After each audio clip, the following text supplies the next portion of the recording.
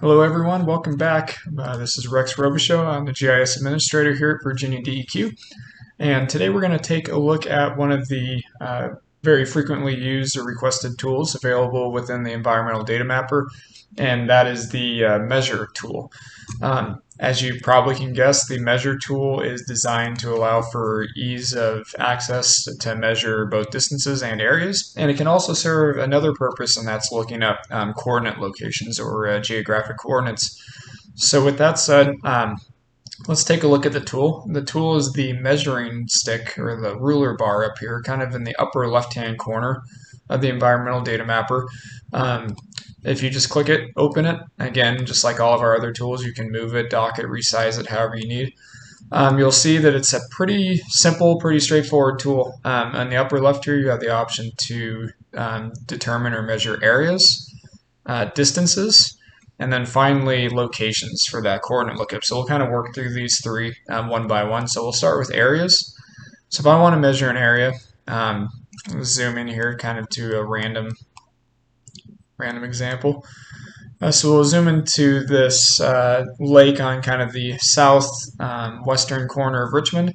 And as you see, as soon as I clicked it, it defaults to acres. You can actually measure in various units other than acres. All you have to do is hit this drop down. You'll see the available conversion units that are possible here. So I'm just going to leave it in acres, but if we wanted, we can set it to square miles, kilometers, so on and so forth. To start a measurement, literally all you have to do is click somewhere on the map and you'll see that I've now started a kind of like a line. We're going to do a very rough measurement here. Nothing super precise, just to kind of get the hang of it here. So all you do, or all I'm doing as I'm working my way around, is clicking as I want to add vertices or kind of defining the perimeter of that area that I'm measuring.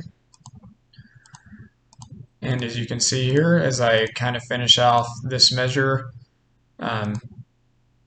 we're looking at approximately 1,800 acres. If I want to finish that, all I have to do is double click it, and now you can see I get my cursor back and that measurement persists.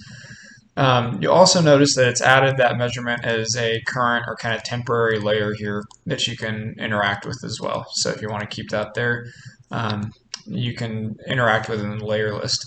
So really that's all that's to measuring areas. It's just a matter of clicking and drawing and double clicking to complete your measurement.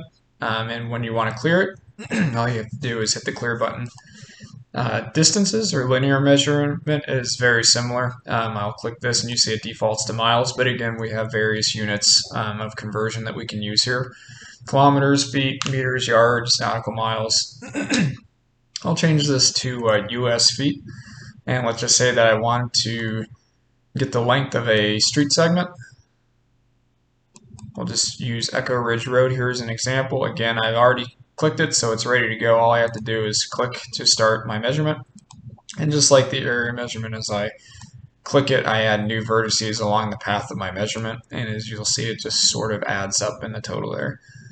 So I double click to complete, so we can see there that that segment of Echo Ridge Road is approximately 670 US feet in length. And again, that's been added here as a interactive layer. Last but not least is this third option for location. You are probably familiar from the other videos. We also have this location or coordinates widget in the bottom left, which gives live constant coordinates, so you don't have to have anything open to determine. But if you for some reason wanted additional coordinate lookup, or if you wanted to convert, this is just in degrees.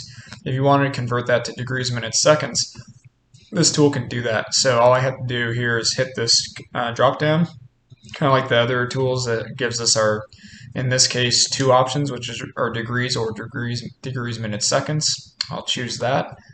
And we can see now that that's actually converted those coordinates to degrees, minutes, seconds from just decimal degrees. So I'll convert back here to just degrees for now. And in this case, you can actually get two simultaneous measurements, because it will actually retain the marker where you've dropped your pin, but it will also keep the cursor live. So if for some reason you needed to be aware of two different coordinate locations in relation to one another, you could do that here.